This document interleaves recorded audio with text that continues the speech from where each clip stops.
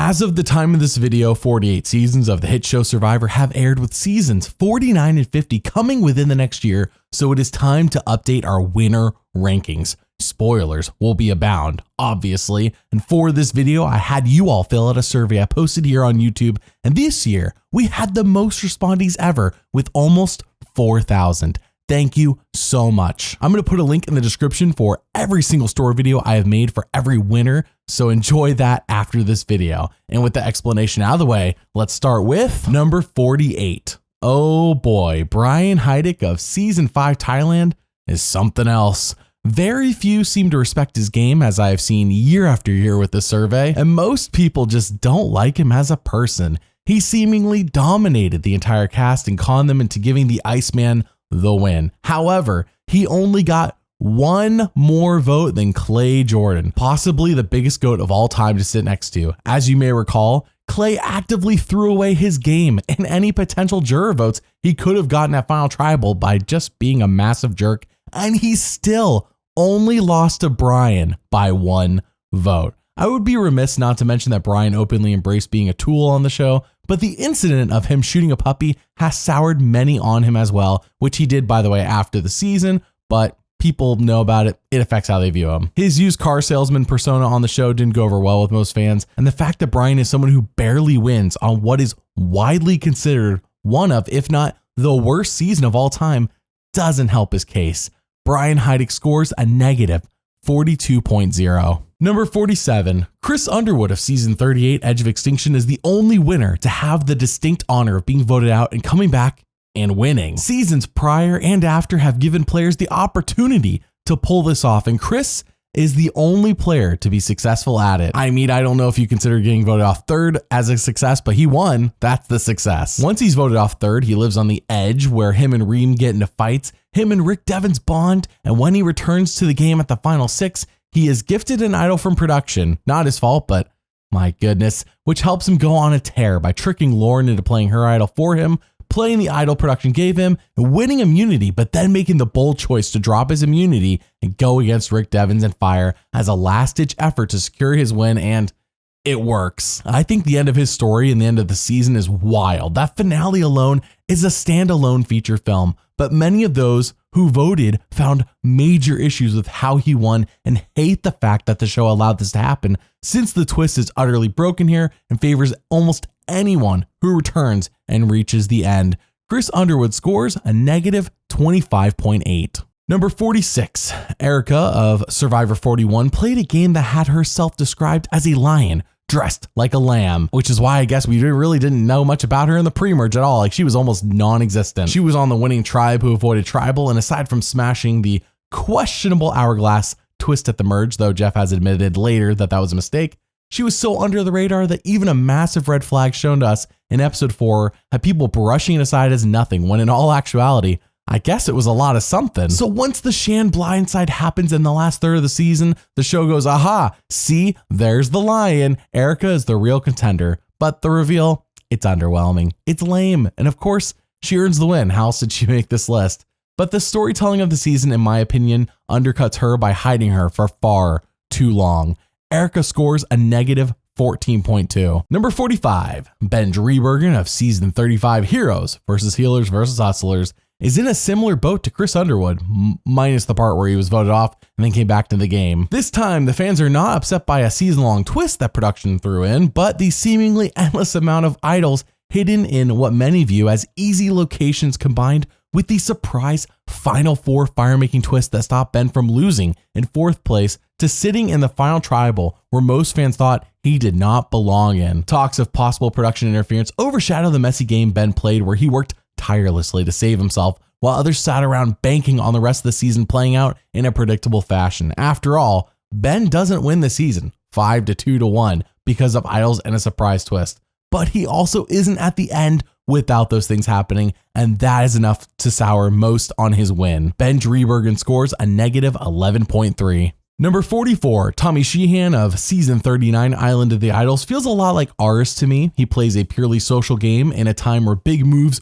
rule the show's narrative, so he's kind of pushed to the side as drama plays out and advantages are flying everywhere. He isn't exciting, but his gameplay this season proves that no matter how much the show wants to pitch that playing a flashy game is how you win, it isn't the truth. I mean, it makes for good TV, but it's not how you win. The social game rules all and is the reason why juries vote for you, not big idle plays. I do think part of why he's ranked so low is due in part to how bad the season is, especially the turd in the cereal bowl named Dan that Tommy was aligned with. And by association, it affects Tommy's placement on this list due to no fault of his own. If you want a different season of the show, I think Tommy would likely move up a few spots and people would respect Teaching Time with Tommy a bit more. Tommy Sheehan scores a negative 2.5. Do you want to tell me what videos I should make? Well, the paying patrons on Patreon do this by selecting 3 to 8 videos every single month, and you can too. The link to Patreon is in the description, and I sincerely thank you for supporting us. Now we move on to the section I am calling They're Okay,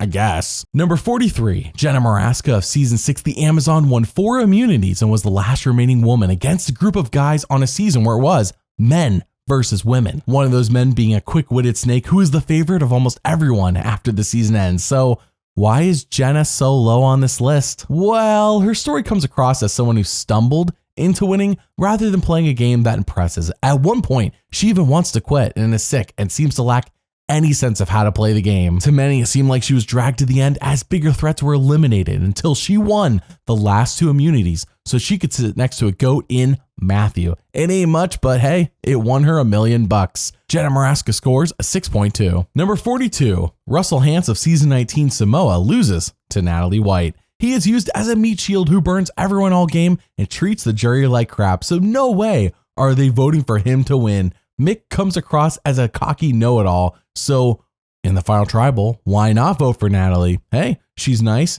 sweet, well-spoken, and is not someone you feel bad about giving the money to, unlike the other 2 she's sitting next to. Yeah, this season does a poor job at telling us why Natalie deserved to win versus why Russell blew it, but that storyline is a big reason why Natalie is this low on this list, when I personally think she should be a few spots higher. She crushed Russell Hantz, and it wasn't even close. 7-2. No amount of America voting for him could change the end result. What is disappointing when trying to defend her win is watching the raw video when they vote at tribal and hearing her say, hey, I'm just voting for you because that's what the majority wants. It's not impressive, even if she is someone who would be a cool person to hang out with in real life. Natalie White scores a 6.3. Number 41, Bob Crowley of season 17 Gabon is by far one of the most baffling winners of all time, which works given the season he won. He does win a bunch of individual challenges, makes the best fake immunity idol of all time with his necklaces, and has a charming bow tie buff. As a character, Bob is great. Most people seem to agree on that one. Most fans like him as a character, but they don't respect his gameplay since he was seemingly dragged to the end. The season storytelling seemed to be setting up a sugar win, so when she blows it at the end, combined with us learning everyone doesn't really like her, Susie, she's there. Susie is, she's just kind of like there. Bob doesn't seem to beat a very impressive cast considering Gabon is a hot mess of comedic errors and bitterness. Bob himself is fine. I have no issues with him, and him not dominating I think makes the season even better, but it doesn't make for the most impressive winner. Bob Crowley scores a 10.4. Number 40, Mike Gabler of Survivor 43 won, and it was a big, if not pleasant surprise to some. When the favorites to win this season are knocked out in slots 5 and 4, we see multiple people tell Cassidy, the next person we assume is going to win, that she needs to do something to earn their vote, and she goes, yeah, I'm not going to do that, which does make the jury look better and like Gabler was just handed the win when he absolutely was not. His first half of the season rivalry with Ellie was fun, but on the back half he went underwater and became the Alec Gabler. That quiet second half is why I think he is so low in these rankings, but that under the radar strategy combined with him donating his $1 million for some reason has him low on many people's winners list, despite him being 1 vote off of a perfect game.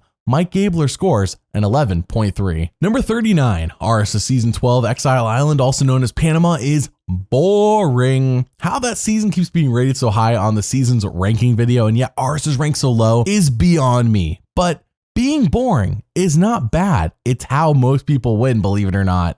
His gameplay is solid and his mild personality is a big reason why the Kasai tribe stays together and doesn't fall apart every single episode like they clearly wanted to. He fixed a lot of messes and made sure to always keep the target squarely on Terry, so no one thought about him instead. Aris was the glue keeping the crazies from splitting. It isn't terribly exciting, I admit, and when he wins, it feels like he earned it, but it isn't anything to write home about. Aris scores a 15.7. Number 38, Wendell Holland of Season 36 Ghost Island plays a dominating game alongside Dominic Abate. These two went hand in hand all season, and once they reached the merge, it was a two-horse race between them, which shows just how boring the season was. The entire time we knew it was one of these two. How many times can Laurel threaten to vote these guys off and just not do it? Every time is the answer, every time. Unlike some winners who are higher on this list, Wendell did need a partner in crime to dominate the season, and when Jeff reveals the jury is split evenly between Wendell and Dom for who should win, it's the perfect cap to their games. Laurel breaks the tie, gives it to Wendell, but that just goes to show how much credit each of them should get. So you might be asking, why is Wendell dropped from 26 down to 38 in just a few years? Well, in my opinion, I think it's because he cheated on his girlfriend/baby mama with Dee from Survivor 45 and confirmed this online. It's not just a rumor, but that's just my best guess. Wendell Holland scores a 17.8. Number 37, Nick Wilson of Season 37. David vs. Goliath has an incredible story as a David becoming a king, tying into the theme of the season nicely, along with some big game moves and a late game immunity streak to secure his win. He worked with the underdog tribe to make some big moves, and he overcame great odds to pull off the win. However, Nick is not a big character, and being on a season full of them does hurt his stock a little bit, as this cast is top tier, but Nick holds his own well enough, even being a part of the iconic scene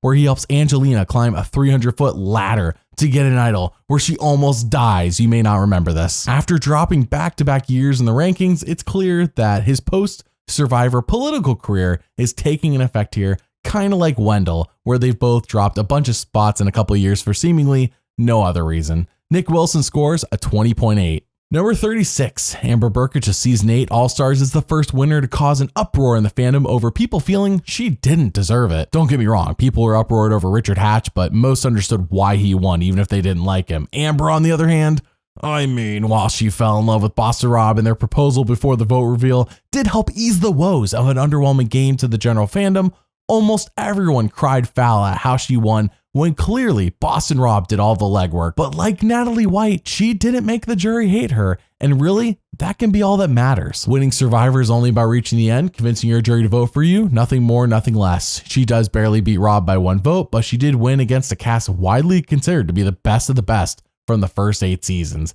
Amber Burkett scores a 26.1. Number 35, Danny Boatwright of Season 11 Guatemala is a victim of bad storytelling, and this won't be the last time I say this, as it is a consistent trend for many winners who fall low on this list. Not only does Danny not help the show out by hiding what she's doing from them, but she also has a movie-like story to reach the end, except the show is almost uninterested in telling it, since there are bigger characters making drama and yelling about ADD at Tribal Council, along with a returnee who eats up a lot of screen time. Danny played a solid yet unspectacular game where she clearly earned it, but it just wasn't exciting to watch. Plus, she was a fan of the Chiefs way back when they sucked, pre-Andy Reid. Now that's a true fan.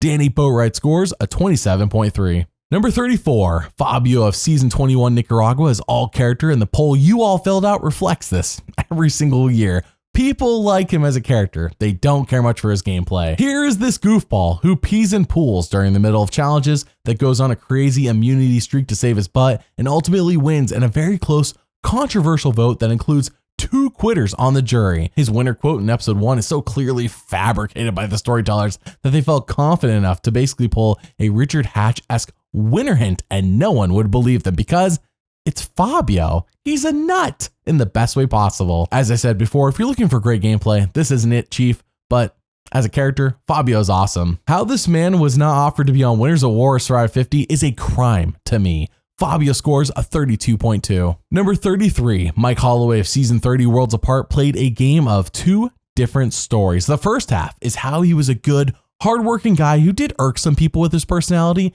and once he outwitted Joe, all of a sudden he became the big target on the board, so he makes a bold yet stupid move at the auction when he baffles everyone, including the host, with his fake out for the letters. Why did he do this? To get the advantage. Obviously, a short-sighted choice with long-term effects. This burns everyone, especially Dan, who was a tight ally with Mike, as he becomes target number 1 all season. Thankfully, Mike goes on a crazy immunity streak and has an idol to save himself from elimination, and he goes on to have an excellent final tribal where he persuades even the harshest of critics to vote for him. Mike's story is a lot like a movie, and he's on a season full of conflict and drama, but for many, it just became boring to watch him win immunity after immunity, and he had an idol in his pocket. It's like, yeah, obviously, what else is going to happen here? But hey, we'll always have his happy dance. Mike Holloway scores a 32.9, and now we move on to the next section of winners I'm calling pretty good. Number 32, Survivor 45 was a big step up from the past budget era seasons, and yet D's gameplay is not the best ranked. The Big Toe Cuban had a consistent story all season and ran the majority alliance post-merge in the face of a crumbling Bello alliance and a non-existent Lulu, and Jake constantly getting screwed over by Katura, who, by the way, did you know she hates Bruce? It is impressive the dominance she displayed with the Reba 4. However, D from 45 will never get a fair ranking for her gameplay, at least for a while. As I mentioned in the Wendell section, she helped him cheat on his girlfriend/baby mama. This came out right after she won, and right after people were like, I wonder if her and Austin were still a thing or if she was just playing him. I'll let you be the judge of that one. D scores a 40.8. Number 31, Adam Klein of season 33, Millennials vs. Gen X tries a tactic that is bold, and I am not sure many could pull it off. He is completely honest so often that people think Adam is always telling the truth, so that when he decides to lie, they have no idea that he's doing it, since it's a foreign concept for him. In a game of Survivor where everyone is always lying and backstabbing each other, Adam's strategy bucked that trend, or at least it seemed to. He led people to trusting him, and while it didn't make him an unbeatable force who was guaranteed to win a final 3, it did set him up nicely. Combine this with the story of him grieving over his mother who is in the hospital on her deathbed as he is playing, and Adam not only has a touching story, but is impressive as a player as well. However, many fans see this story as a retread of how Jeremy had won season 31, despite it not being the case. Fan perception shapes a lot of how seasons are remembered, along with winners. Adam Klein scores a 40.9. Number 30, Sophie Clark of season 23 South Pacific has a story that feels a bit like deja vu.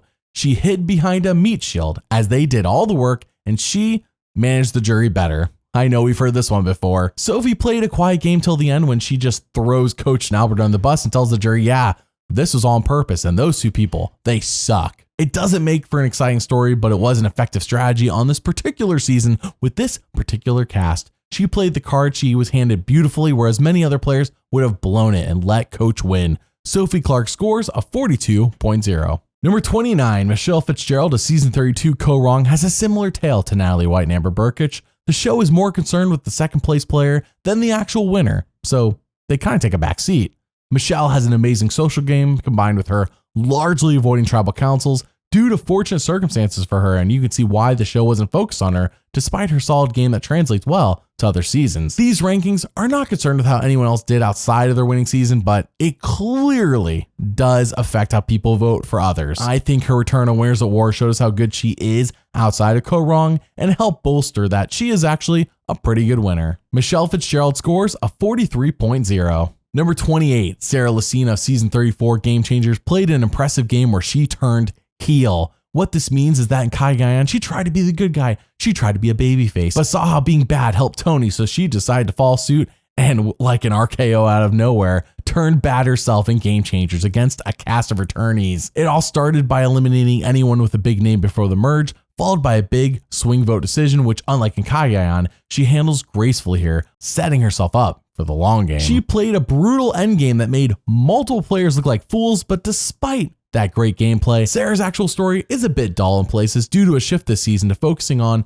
big moves and endless talks about advantages. This had been coming for a few seasons now, but Game Changers really jumped the shark and made connecting with some players harder as a result. Sarah Lucina scores a 45.9. Number 27, Kenzie Petty of Survivor 46 won in controversial fashion over Charlie Davis, and it isn't even her fault. She was on a tribe of crazies, and despite this, she persevered, got applauded for at Tribal for surviving the insanity when the others from her tribe did not. Had another player throw away their chance of winning immunity to help her knock out Maria, and had us actually emotionally connect with her in a way that made her, in my opinion, a more empathetic character than Dee, for example. However, the big catch against her is how she won 5-3, when in reality, it probably should have been a 4-4 tie. Maria was just so salty that Charlie had turned on her. Oh, the glint in Kenzie's eyes while she made fire is what Maria said. Like, get out of here. If it had been a tie, Ben confirmed that in a tiebreaker, he would have given Charlie the win. And yeah,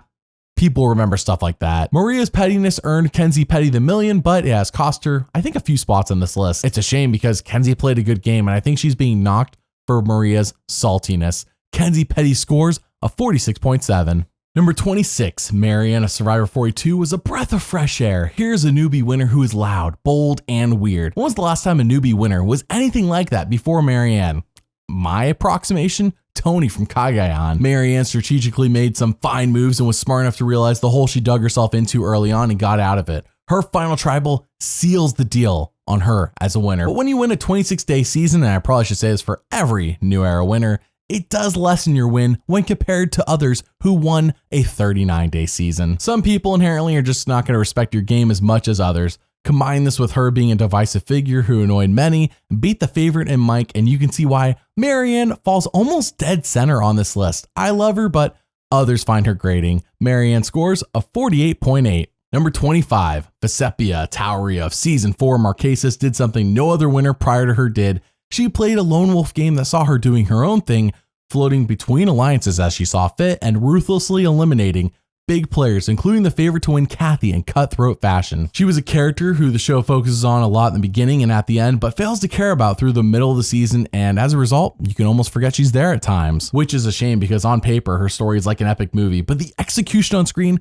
leaves a lot to be desired. This is a case where I think the storytelling fails an interesting character with an interesting story who played a great game and made everyone reconsider how to win Survivor. Vesepia scores a 54.3. Number 24, Jam Jam of Survivor 44 has fallen from number 7 to number 24 over 2 years, and that's a reminder that recency bias plays a large part in the rankings. Keep that in mind when we get to Rachel and Kyle. That's just the way it works. However, Jam Jam was a good winner, no doubt. He faced much opposition, removed that opposition, teamed up with some of the most charismatic people this season, including himself, and essentially dominated the back half of the game to the point that the season became dull to watch because obviously Jam Jam was winning, especially given the clear favoritism the story gave him in response to the fan backlash of Gabler's under the radar story that many didn't like. Jam Jam scores a 55.1, and now we move on to the next section of this list called On the Cusp of Greatness. Number 23, Tina Weston of Season 2, The Australian Outback is nice. Very nice. What Monica wanted everyone to see in her in Season 27, but she could have learned some tricks from Tina because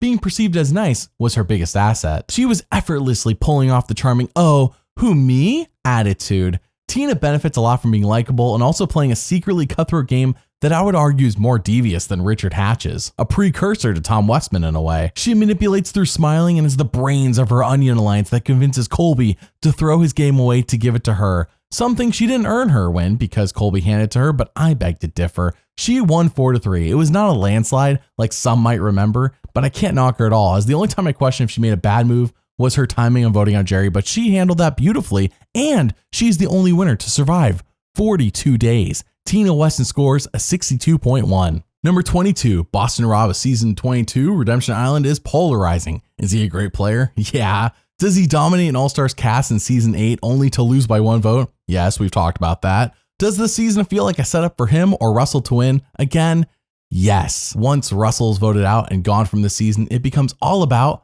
Boston Rob showing just how good he is. He even expertly handled Redemption Island in a way that shows everyone how to deal with those returning to the game that later seasons forget and led to Chris Underwood winning. However, Boston Rob's competition was lackluster at best, and I would argue his game in All-Stars was more impressive given they were all returnees. But here he crushes a bunch of recruited players and shows that, yeah, he is carrying his family literally on his back, and maybe he did inspire David to copy him and propose at the reunion, but it just isn't as impressive. Boston Rob scores a 63.7. Number 21, John Cochran of Season 26 Caramoan, aka Fans vs. Favorites 2, was the clear frontrunner to win the season. The cast consists of only a few good players and a whole lot of duds and big characters, but gameplay-wise, Cochran knew how to handle the mess around him and played a perfect game. Literally perfect. He didn't receive any votes against him all game, and at the final tribal got every single jury vote. And I gotta mention, he won 3 individual immunity challenges. Wow. Not that he ever really needed them. They were just kind of like a nice bonus. The show made it obvious he was going to win, as he loved telling the camera exactly what he wanted to hear to make good TV. It's just a shame he did this all in a season widely considered a hot mess that did not feel like it earned the title of fans versus favorites. John Cochran scores a 64.0. Number 20, Tom Westman of season 10 Palau played a dominating game that was helped by the collapse of Oolong and Survivor never throwing that tribe any help, like a tribe swap or even a merge. Tom led the Karor tribe and made sure they never went to tribal council unless the show forced them to. He played the noble leader role while also smartly manipulating many in the game to do his bidding. Combine this with winning 5 immunities, including one where he stays on a buoy for almost 12 hours and convinces Ian to drop his win and just give it to Tom. Wow. Tom was only eligible to be voted out at 3 tribal councils all season. Unfortunately, despite being popular with the average casual fan, some modern fans don't like how he manipulated those on Karor and have tainted what was once considered the golden standard for winners. Tom Westman scores a 64.7. Number 19, Rachel Lamont of Survivor 47 is a new entrant for this list. The infamous rice thief, challenge beast, and what about Genevieve's arch nemesis? Rachel played a good game that made her seem like a dead man walking in the pre-merge, but by the time the post-merge game got into full swing, people saw the writing on the wall and nothing, not Operation Italy, not that one time she went on a journey where it seemed like she could be ripped into the ocean, Three Stooges style, could stop her. All in all, Rachel played a solid, albeit not flashy game. Rachel Lamont scores a 64.8. Number 18, Sandra Diaz-Twine of season 20 Heroes vs. Villains was the same sassy, smart mouth, take no crap lady from Pearl Islands, but now surrounded by an even bigger cast of larger than life characters than before. She's out there doing exactly what she did in Pearl Islands, but now there are more distractions which not only allow people to ignore that they're letting a winner get to the end, but also has one of them assuming that she's not connecting with the jury like they are, but that person, they're a fool. Basically, Sandra, as a winner, is somehow under the radar, and this results in a story that at times ignores her, but in the background, she is socially connecting with others while also making sure she is the antithesis to this season's most hated player, Russell, and people like that. I think her game is somehow more impressive and yet less impressive than her win in Pearl Islands. Sandra Diaz-Twine of Heroes vs. Villains scores a 66.1. Number 17, Denise Stapley of season 25 Philippines did something no other winner has ever done. She attends every single tribal council and survives. She does not get a break ever from going to tribal, and yet she still wins. She survives the terrible Matsing tribe, goes to a new tribe, Calabaw, survives all of their tribals, and when she reaches the merge, she has to go to all those tribals as well, having to deal with unpredictable players like Scoopin and Lisa and, Jeff Kent, who reminds us that once Denise wins the million, it's only 600 grand after Obama takes it. Her actual game is nothing to scoff at, as she has no issue knocking out her partner in crime and the one person who could have actually beaten her, Malcolm. Denise Stapley scores a 67.4. Number 16, Richard Hatch of season 1 Borneo showed everyone the basics of how to play Survivor. While it is true that he wasn't the first to try and form an alliance on his season, he is the first to successfully navigate his season, keeping his alliance together despite the infighting to overthrow Pagong and win, all the while having a reputation for playing a villainous game. Richard was cocky and he knew it, but his people skills were excellent, and his willingness to throw the final immunity challenge was so far ahead of its time that the host Jeff Probst was clearly baffled by the idea of doing this and how it would even work. I think this is most clearly shown when he reveals who won and looks so disappointed that's Richard. In retrospect, Rich's game was truly basic, but his people skills set him apart from the rest along with his willingness to entertain. Last season, Richard Hatch made a meteoric jump to number 6 thanks to being cast on House of Villains, and this year he drops down after bombing on the same show, House of Villains. Oh, how the turns table. Richard Hatch scores a 72.3. Number 15, Chris Doherty of season 9 Vanuatu is amazing. I'm not sure how else to describe this underrated winner. His story starts off slow, but once the merge hits and the women are clearly dominating the game after bamboozling the men, he takes off like a rocket. Chris plays no holds barred while also schmoozing everyone at every chance he gets. When is he being truthful and when is he being dramatic? I have no idea. You could say all the time, you could say none. It's the same at this point.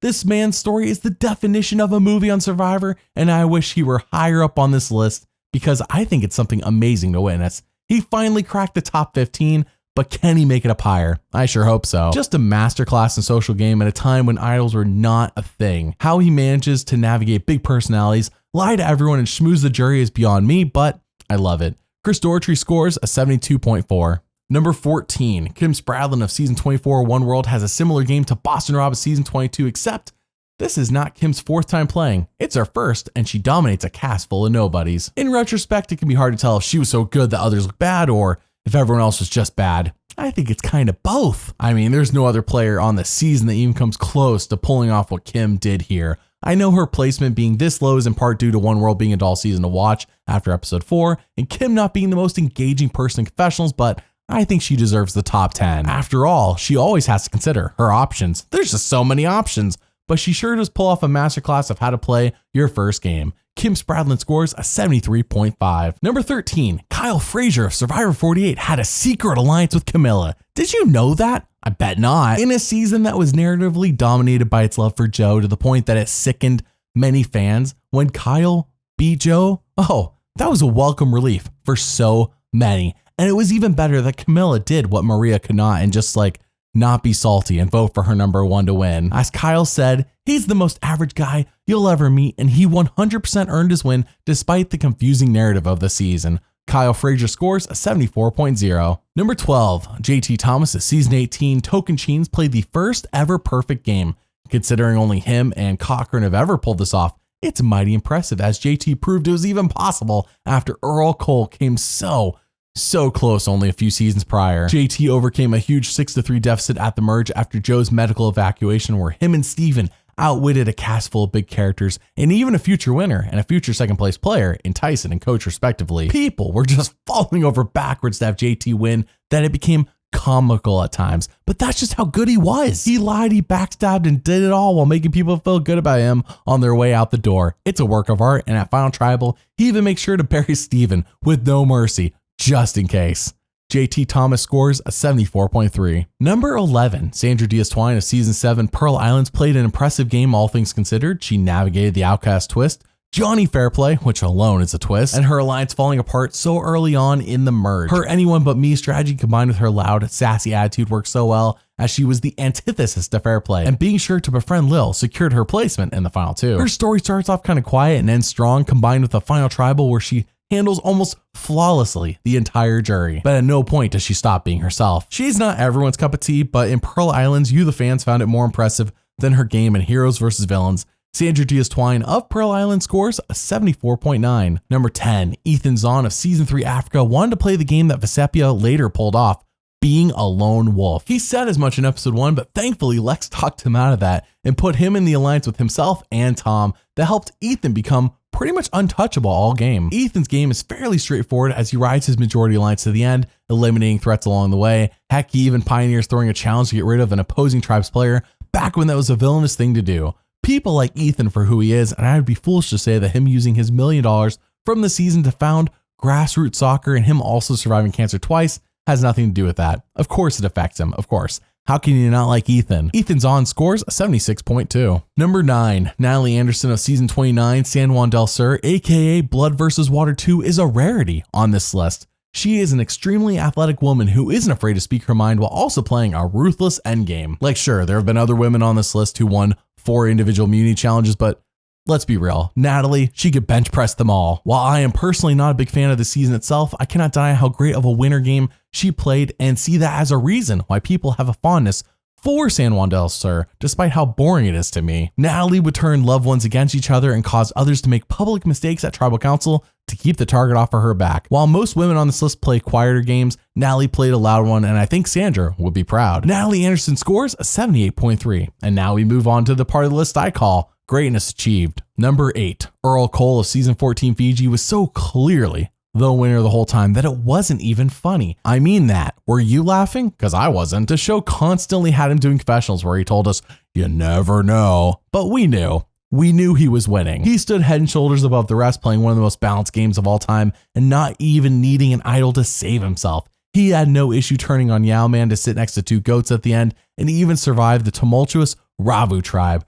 Earl almost became the first ever player to play a perfect game, coming 1 vote shy of this due to a stray vote from Rita in episode 3 that is basically unexplained. He's a beacon of hope in an otherwise boring season, and as he calls himself, he is the original King of Fiji. Earl Cole scores an 81.2. Number 7, Tyson Apostle of Season 27 Blood vs. Water did something that no one else in this list accomplishes, getting his first win on his 3rd time playing. No joke, if it wasn't for Tyson, I would say that playing your third time without having won before, it's a curse. So many have tried and failed, but the Coconut Bandit pulled it off. He did tone down a lot of his villainous quirks from his prior 2 times playing and made a smart move in turning this season into a battle between those with loved ones and those without. He made an incredibly risky move by doing the infamous rock draw at Final 6 that rustled feathers, but as everyone else on this list has proven, luck was needed to be on your side. Tyson Apostle scores an 81.3. Number 6. Todd Herzog of Season 15 China played an excellent game on a season which mathematically was the easiest one to win. I mean that. It was 16 players with a final 3. We have not seen that before or since. The only time this has ever happened. Todd was a big character with a super fan brain, playing against a cast of big characters and a few good strategists. How anyone let him reach the end is beyond me, since he was always eligible to be voted out, but no, they just overlooked the Todd. The icing on the cake, though, is his final tribal council performance, which many refer to as the greatest of all time, but I think it's a close second behind Chris's. Todd Herzog scores a 90.3. Number 5, Jeremy Collins of Season 31, Cambodia, aka Second Chances, had a chip on his shoulder. He was burdened with the emotional toils of playing with his wife on San Juan del Sur, but this time he was determined to right the ship and win it all for his now pregnant wife. In a season full of huge strategic moves and a general willingness to get away from the idea of season-long alliances, it was Jeremy who channeled his inner Richard Hatch and formed an alliance that carried him to the end and netted him every single jury vote.